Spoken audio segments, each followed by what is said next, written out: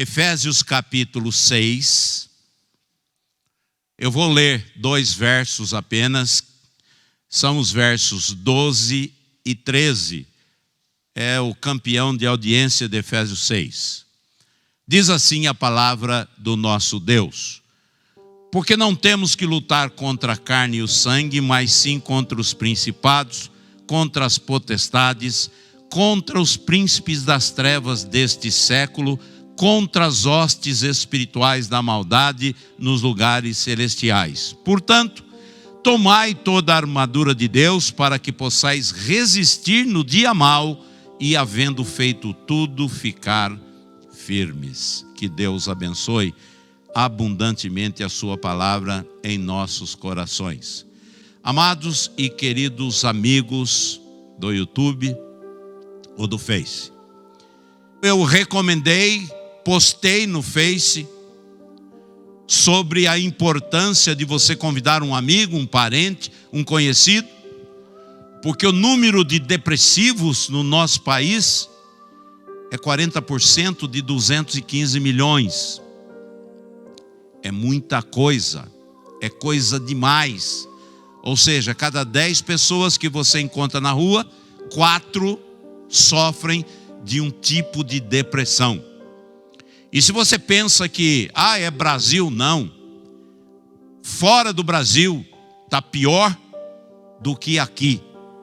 E eles já têm até uma programação do número de pessoas depressivas daqui a 2 anos.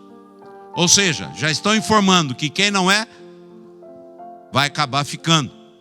Então eles têm já esse controle, evidentemente como se isso fosse uma epidemia que está atingindo todo o globo. Então nós não estamos falando de um assunto que a gente pode deixar para lá. Se você tem um caso, se você tem um conhecido, você sabe o trabalho que uma pessoa depressiva dá. E eu diria que, infelizmente, nós não temos na ciência médica um remédio que você tome isso 5, 7 dias seguidos e você vai ficar curado da depressão. Se existisse esse remédio efetivo, ele já estaria no mercado há muitos anos. Contudo, não há um remédio efetivo. Bom, eu vou lhes falar de um remédio efetivo hoje. Nós lemos a palavra e ela nos exorta que existem muito mais coisas acontecendo do outro lado da vida do que nesta.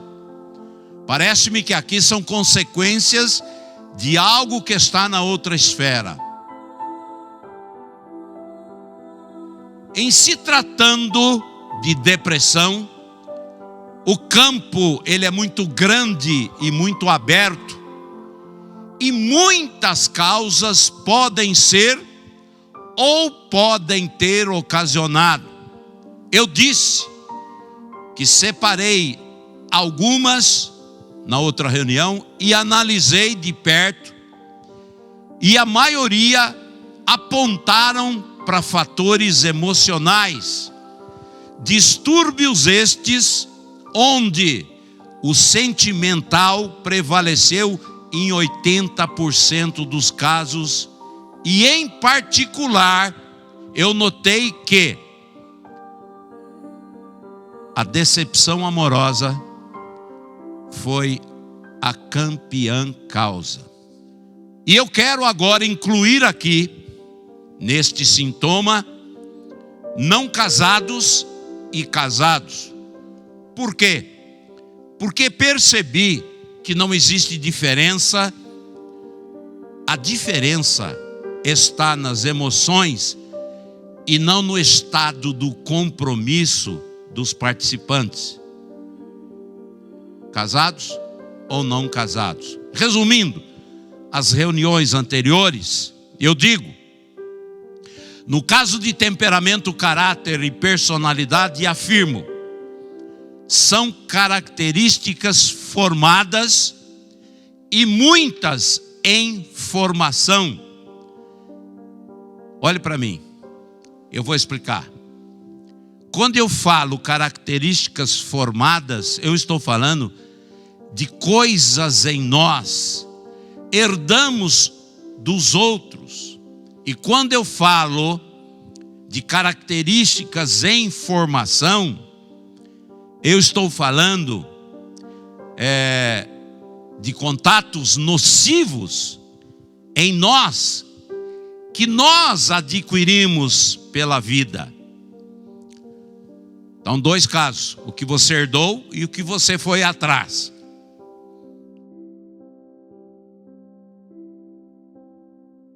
Quando existem nas pessoas sintomas com causas que não são encontradas nesta esfera, repito,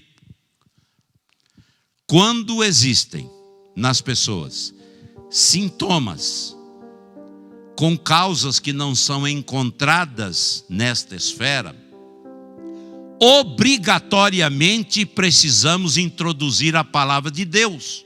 Por quê? Porque nela nós encontramos respostas que até então ninguém se preocupava e muito menos entendia. E quando você olha o que Deus afirma aqui em Efésios 6, ele fala que existem forças, imposições e pressões espirituais forçando-nos a tomar atitudes que naturalmente não tomaríamos. A isto eu chamo de influência dominadora vinda de outro lugar fora deste campo, o natural. O natural nós controlamos. Olhe para mim. Eu denomino este episódio de distúrbio espiritual. Uma força do além que ultrapassa as leis físicas. Portanto, eu peço a todos, cristãos ou não cristãos, não importa a sua religião, seita, fé, eu peço a você coragem, peço a você também paciência, atenção, e acrescente aí um tanto de curiosidade. E tente, mesmo que você não seja um cristão, tente entender estes princípios com as ações espirituais que o nosso texto declara em Efésios 6. Eu vou juntar agora neste momento o natural, a ciência, porque eu preciso citá-la. Semana passada eu falei de 3 áreas cruciais em nossas vidas que a Bíblia declara em 3 João 1:2. Quando Deus diz ali: amado, desejo que te vá bem em todas as coisas e que tenha saúde, assim como bem vai a tua alma. Então eu vou aqui recapitular o desejo de Deus para você, porque ele está aí na Bíblia. 3 João 1:2. Amado, ele não disse que você é um desprovido, é um esquecido, é um abandonado. Muito pelo contrário, ele te tratou de amado.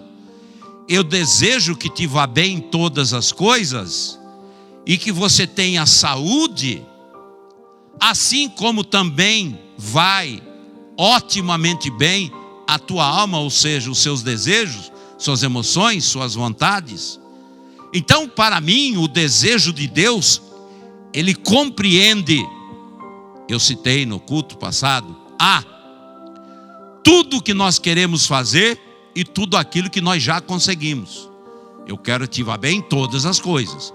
Segundo, você ter saúde para desfrutar de todas as bênçãos que você possui, porque não adianta você ter tudo sem ter saúde. E a terceira coisa que Deus deseja para nós é que nós temos que possuir um equilíbrio emocional sentimental, intelectual e espiritual, assim como bem também vai a sua alma.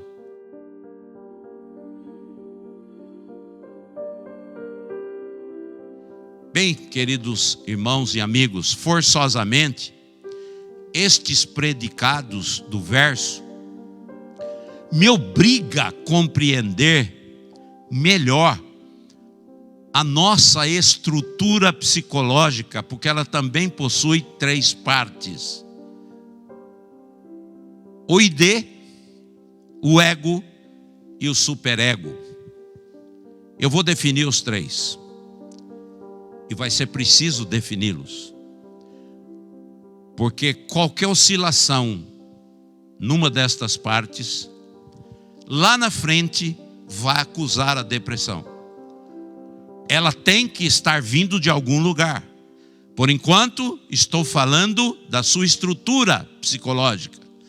Como é que você funciona do lado de dentro? O que é o ID? Eu disse que ia definir os 3.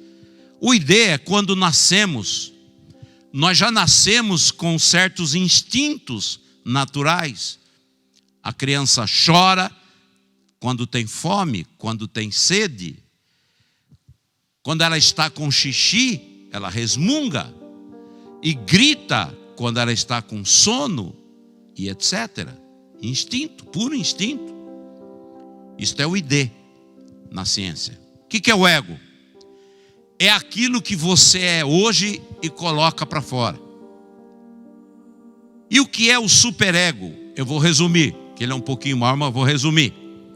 São as lembranças mais antigas, arquivadas, e também o superego, ele é um tipo de freio para o nosso ego, para você não crescer demais. Muito bem. Então eu começo aqui informando que existe um aspecto na ciência e ela acompanha a palavra de Deus. E o que é? É a nossa autodefesa. Eu diria que é como se fosse a nossa imunidade psicológica. Vejam, talvez você nunca tenha pensado nisso, mas Deus quer que você pense. Não somos só nós hoje. Nós somos um produto que vem vindo há séculos. Você é filho do seu pai, eles são filhos dos pais deles, os seus avós são filhos dos seus bisavós, e assim nós vamos retrocedendo. Quem entendeu, diga amém. Por isso que eu falei que não é só você hoje. Muito bem. Quando eu falo do lado psicológico, eu falo do ID, do ego e do superego. Então eu preciso entender o seu mecanismo de funcionamento. E na prática, eu resumi o máximo que eu pude. Como é que isso funciona? Eu disse que resumi muito. O nosso hoje é o ego. Um pouco mais profundo, arquivado, é o superego. E o nosso ontem, o passado, é o ID, os sentimentos na formação, os instintos. Então, normalmente nós funcionamos desta forma. O superego e o ID, eles se juntam e buscam lembranças do passado. E encontrando alguma coisa prejudicial, repreendem. Ou tentam anular aquela força. Na ciência, nós chamamos isso de regressão. Eu diria assim, no natural, perfeito, maravilhoso, é isso mesmo. O que não é bom, é preciso você retirar. Compreenderam? Agora, o problema acontece quando os fatos ultrapassam o natural.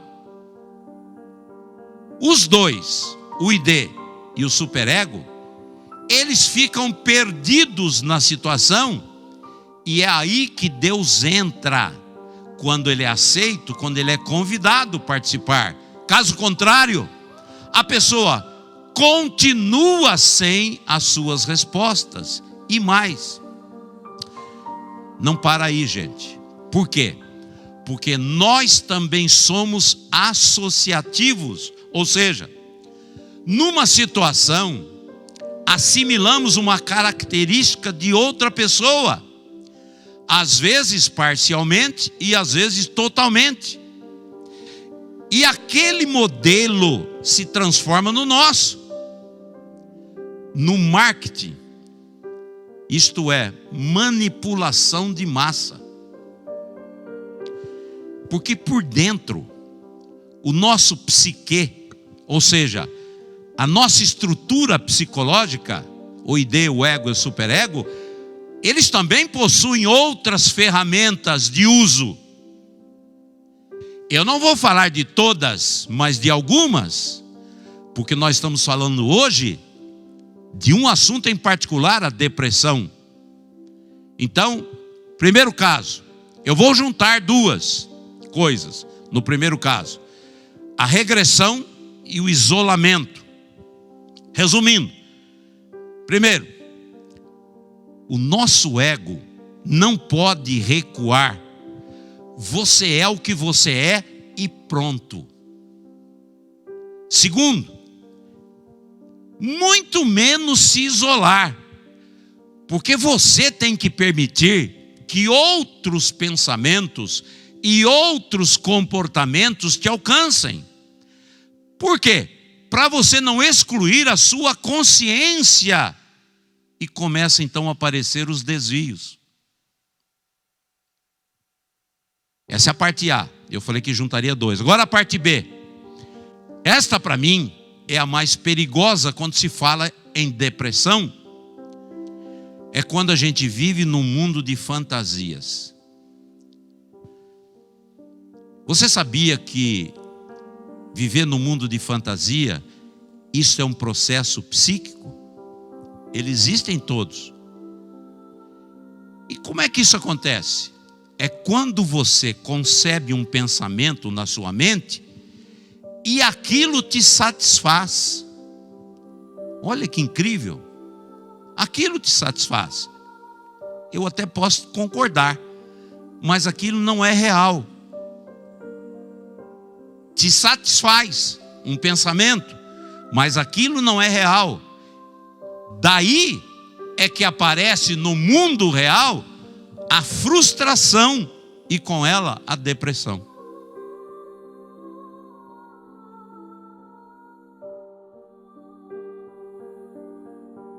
Agora eu vou falar de uma outra área sensível.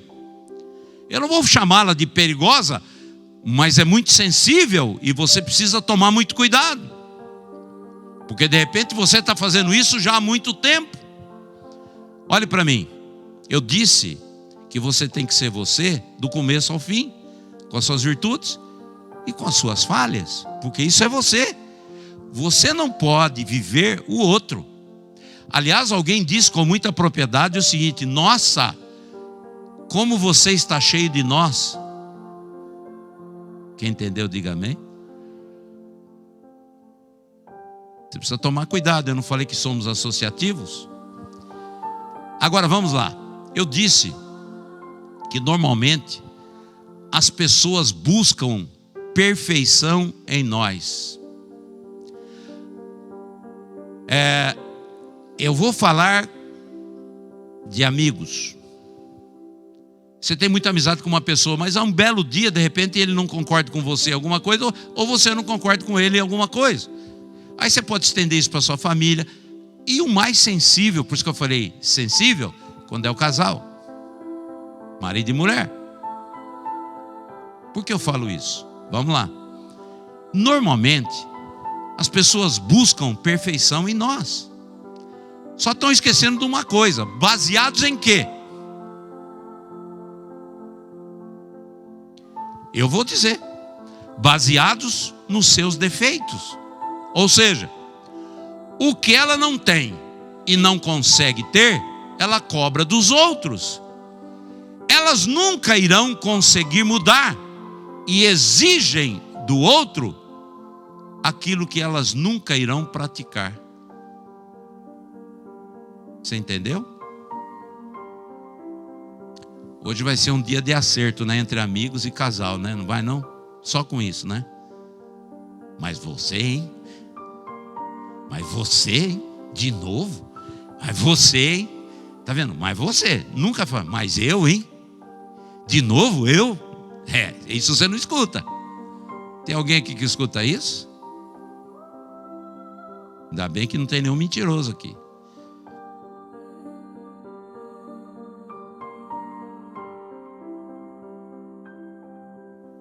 Outra coisa interessante, a ciência busca trazer à tona fatos, lembranças do passado que estão provocando sintomas no presente. A ciência está corretíssima.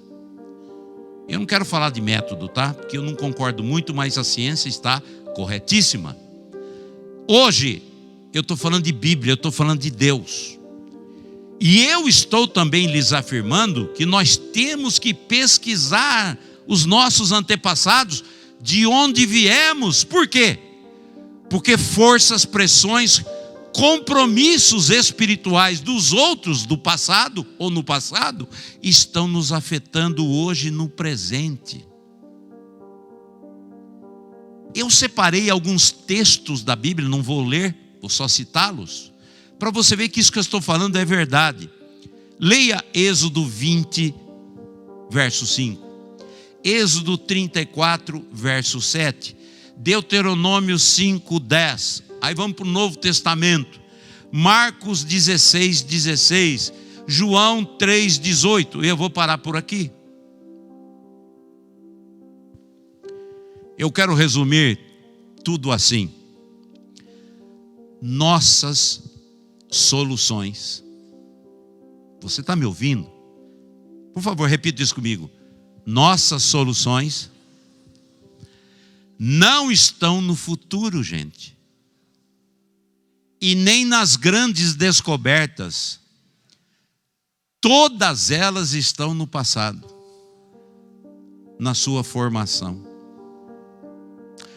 Você sabe por que eu sou careca? Porque eu decidi ser careca. Errou. Eu gostaria de ter um cabelão igual desse irmão aqui, ó. Olha que maravilha. Mas não tenho. Por quê? Veio de algum lugar isso. Do meu pai, que herdou do pai dele, que herdou do pai dele, que herdou do pai dele, e eu sou careca hoje. Perceberam que não somos só nós hoje? Eu falei que as nossas soluções não estão no futuro e nem nas grandes descobertas. Todas elas estão no passado, na sua formação. Outra coisa que os cristãos precisam corrigir, e rapidamente, é que normalmente nós oramos e queremos ver as coisas se mexendo bem diante dos nossos olhos naquele mesmo instante. Eu posso falar isso com toda clareza, eu não conheço derrota declarada. Me ouviram? Eu conheço lutas terríveis, momentos difíceis, mas fracassos, destruição jamais. E eu já disse antes, nós não podemos ficar fugindo de problemas, nós precisamos resolvê-los. E neste aspecto, confiança é tudo. Querem ver? Moisés usou um cajado lá no Mar Vermelho. Todos nós sabemos, mas foi Deus quem abriu o mar. Elias levantou suas mãos clamando, mas foi Deus que mandou fogo do céu. Josué tocou a trombeta, mas foi Deus quem derrubou o muro lá em Jericó. Você entendeu? Eu não sei o que é que você precisa fazer no seu caso, mas uma coisa eu tenho que saber: será Deus quem te dará a vitória.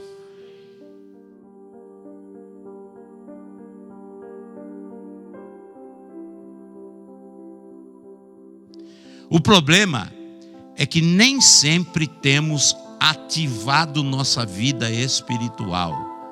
Então aqui não é uma questão de igreja, de doutrina, de seita, a questão é de crença. Por isso que nem sempre estes sinais são perceptíveis de imediato, porque falta em nós humildade e crença. Se você é um filho de Deus, saiba, e saiba com certeza, o nosso inimigo não está morto. Ele é derrotado, mas não está morto. Digam isso comigo, ele é derrotado, mas não está morto. O nosso inimigo, ele já aprendeu durante todos esses séculos de prática, que se um filho de Deus não tiver uma vida espiritual ativa, sadia e praticante, ou seja, fiel a Deus, obediente às suas ordenanças, o que o inimigo faz? Ele vem e usa destes métodos, destes artifícios, a preocupação excessiva, que eu falei no culto passado, o medo, que eu também falei, o desespero, que eu também falei, etc. A fim do quê? Ele quer atingir o seu objetivo, que é nos desestruturar e destruir. Deus, nos amando, está nos avisando hoje. Por que estas ciladas nem sempre percebemos naturalmente? Por favor, repare isso em você. Embora, para tudo agora, que agora estou falando da depressão acentuada. Eu mandei você reparar isso, repare isso em você. Eu disse que não percebemos isso sempre naturalmente. Embora não estejamos vendo nada, sabendo de nada, lá no nosso íntimo, nosso espírito acusa aquele peso, que nada mais é do que uma pressão no vazio instalado em nós. Olhe para mim. Não é que esteja acontecendo alguma coisa que é o que todos procuram e não acham. Muito pelo contrário, é uma isenção de fatos. Nesse caso, o afetado se sente oco pelo lado de dentro. Isto, para uma pessoa, isto é desesperador. E eu incluo aqui também você que é filho de Deus. E vou dizer por quê. Porque para nós, muitas vezes, isto é mais forte ainda, é terrível. Porque indica que nós paramos de funcionar na esfera espiritual. Você, filho de Deus, principalmente, você vai dizer, nossa, parece até mais forte, mais incisivo. E é verdade. Por quê? Porque os filhos de Deus, eles deveriam saber manipular melhor as promessas de Deus, as suas dádivas e todos os seus dons, mas não sabem. A Bíblia afirma, e nós esquecemos deste verso, a quem muito se dá, muito se cobra. Lucas 12:48. Lucas 12:48. Você entendeu? Se você entendeu, você vai compreender que Deus, Ele tem te dado bênçãos na área financeira, na área da saúde, na área da família, na área da prosperidade. E o que é que nós temos retribuído? O que é que temos devolvido? Pastor, o que Deus espera de mim? Fidelidade e lealdade. Por quê? Porque Ele não precisa dos nossos trocados. Ele é rico, Ele é dono do mundo e de nossas vidas e de nossas mortes também. Se porventura certos sinais já se instalaram em você, se você está se sentindo vazio, oco para o lado de dentro, você está sentindo essa paradeira, esse desânimo, esse marasmo, eu quero que você saiba que isto não pode ser encarado como algo natural ou ocasional. Nisso tudo há propósitos ocultos. O seu espírito, ele deve estar em você em constante atividade positiva. Ele tem que estar aceso e ele tem que estar pronto, porque o contrário indica passividade e aceitação de fracassos e etc. Portanto, olhe para cá todo mundo, cuidado com atitudes derrotistas, pensamentos negativos, desânimo. Estas coisas em nós arrastam consigo a sensação de sempre estar faltando alguma coisa. Isto é totalmente oposto à palavra de Deus, que nos concede tudo. Pergunto: que tipo de espírito Deus derramou sobre nós? Ou de fracasso ou de vitória? Ou tudo posso ou nada tenho? Eu sou mais que vencedor ou eu nada consigo? Gente, as pessoas que não buscam soluções em Deus, eles não possuem esta visão e nem essa esperança. Nós não. Nós somos filhos convictos. Portanto, vamos viver, decida isto, viver todos estes nossos dias no melhor que a vida pode nos entregar. Amém? Bate o pé no chão.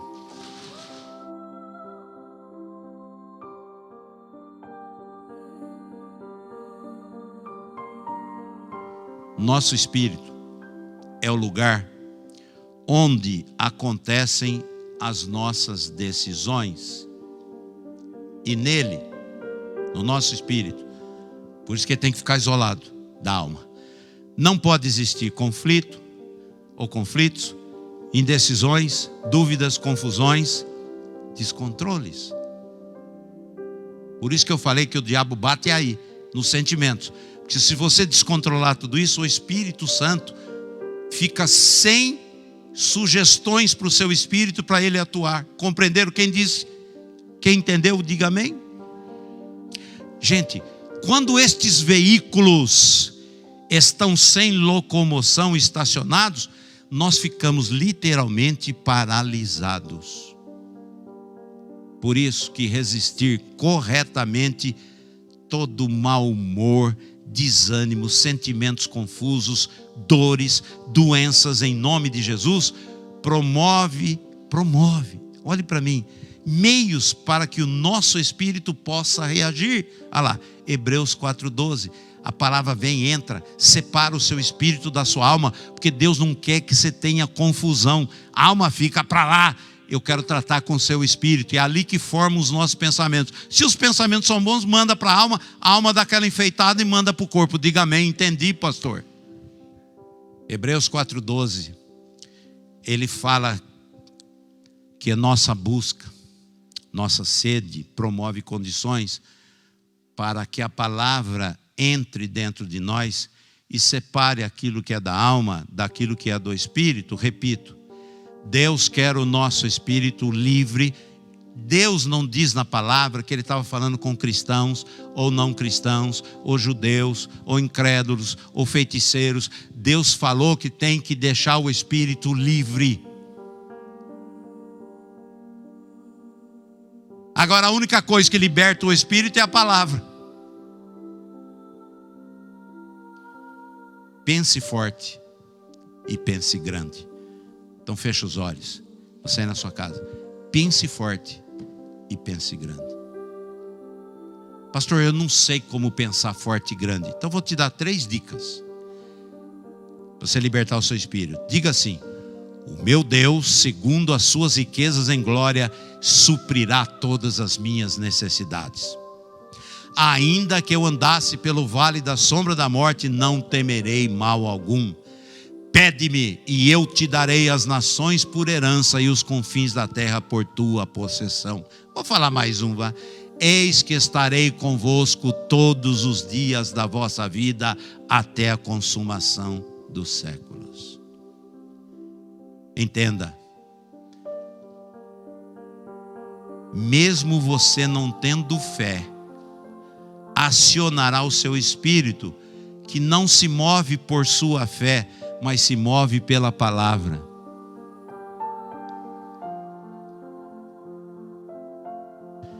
O que é isto?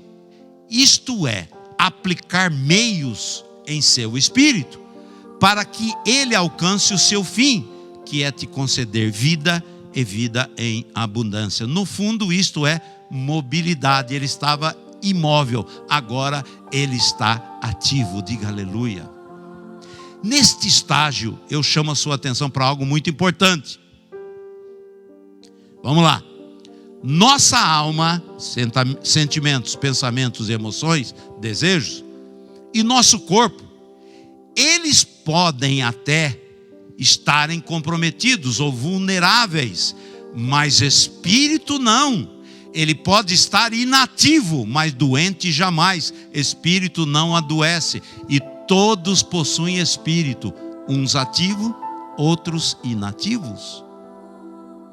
Uns ativos e outros inativos. Obrigado, Senhor. Que bom, hein? Espírito não fica doente, não fica velho, não adoece. Então, e principalmente ele não morre. Junte as suas forças. Mais estes conhecimentos que você recebeu aqui. E remova esta jaula que você mesmo construiu na sua mente. Ela não está ao seu redor. Ela está dentro dos seus sentimentos mais profundos e precisam ser destruídas.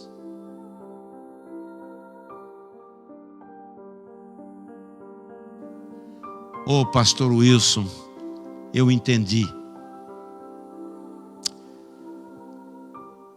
Me ajude. Eu vou te ajudar. Outra vez. Em primeiro lugar, pare tudo e eu quero que você pense no seu novo destino.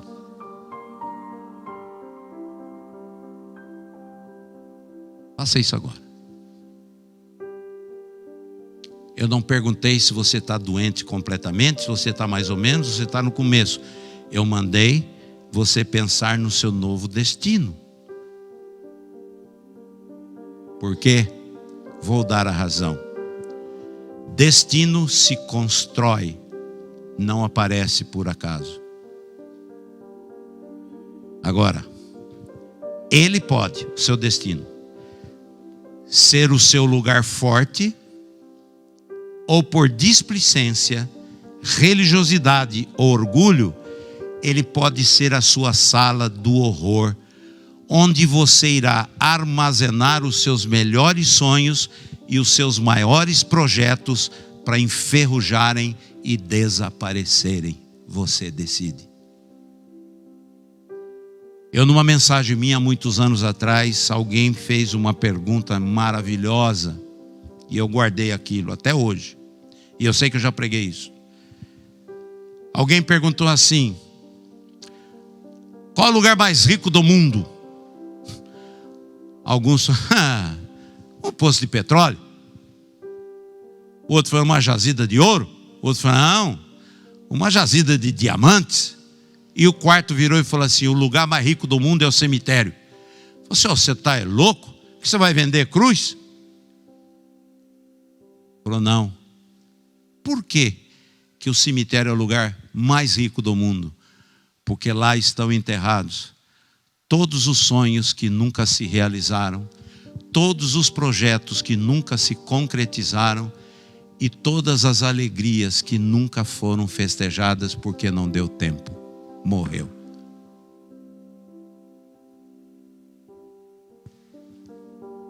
A escolha é sua.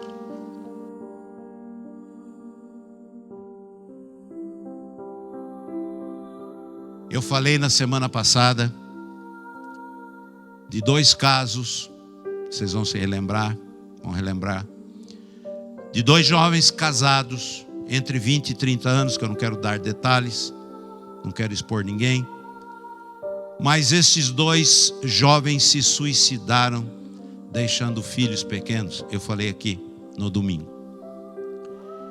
Eu disse isso no domingo à noite. Na segunda-feira pela manhã, eu encontrei com uma pessoa gerente de uma grande loja e eu comentei com ele que eu estava falando sobre depressão.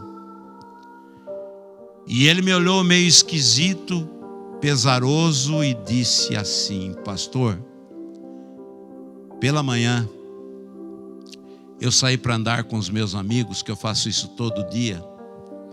E eu passei na minha loja, que fica ao lado do bar do Candreva, aqui em Campinas. Muitos de vocês conhecem. E a loja dele é do lado. E eu vi ali 2 viaturas com policiais anotando coisas numa plancheta. E eu pensei, eu não vou falar com meu amigo agora não, porque eu não quero interferir, de repente alguma confusão, eu não quero me meter nisso. E depois eu pergunto para ele o que está acontecendo. Mas, pastor, eu notei naquela hora uma Mercedes estacionada na frente do restaurante dele, uma Mercedes. Mas eu não levei isso em consideração, só achei um pouco estranho naquela hora uma Mercedes estacionada ali. Pois é, pastor. Depois que eu cheguei, eu fui procurar o meu amigo para saber o que tinha acontecido e a Mercedes não estava mais lá, o guincho a levou. E o meu amigo disse: você não sabe o que aconteceu? Eu falei: não, o que aconteceu? Um jovem milionário estacionou a Mercedes na frente do meu estabelecimento, desceu e foi até o pontilhão da Ângelo Simões e se jogou nos trilhos do trem lá embaixo, morrendo na hora. Ele era depressivo, a família falou, e se suicidou.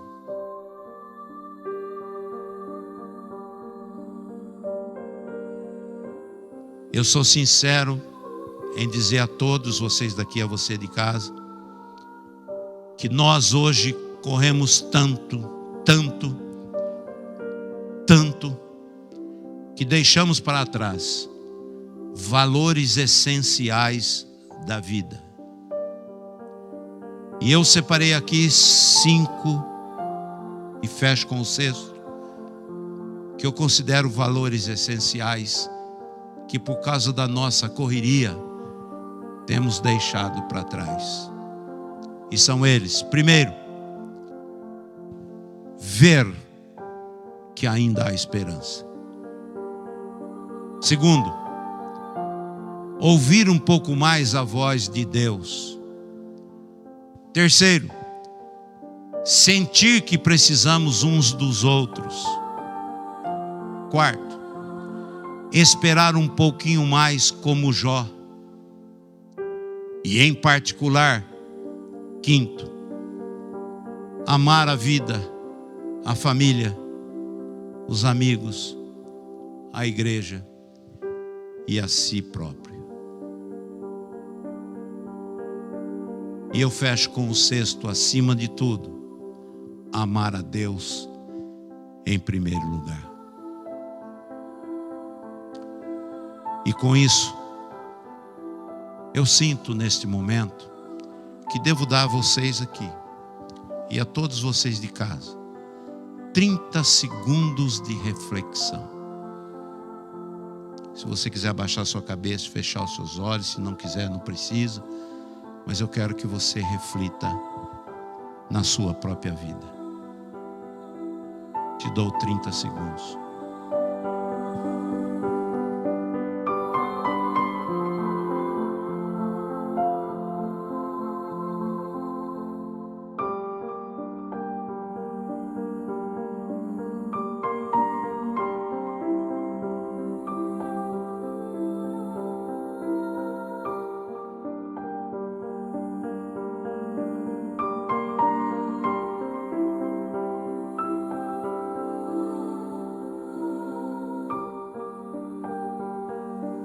Eu quero sair daqui hoje com as minhas mãos limpas, com o meu coração puro e com a minha cabeça erguida, que o que eu tinha que fazer, eu fiz para ajudar todos aqueles que sofrem dessa desgraça dos nossos dias, chamada de depressão. Olhe para mim, depressão mata. O que leva um milionário jovem que só anda de Mercedes do ano parar, subir em cima do pontilhão, acho que a maioria de vocês conhece, perto do campo da Ponte Preta, e ele se atirou de cabeça para baixo, estourando o seu crânio. O que leva uma pessoa a fazer isto? Tudo isso que eu lhes preguei hoje. Não é uma questão de religião, é uma questão de crença no Deus correto.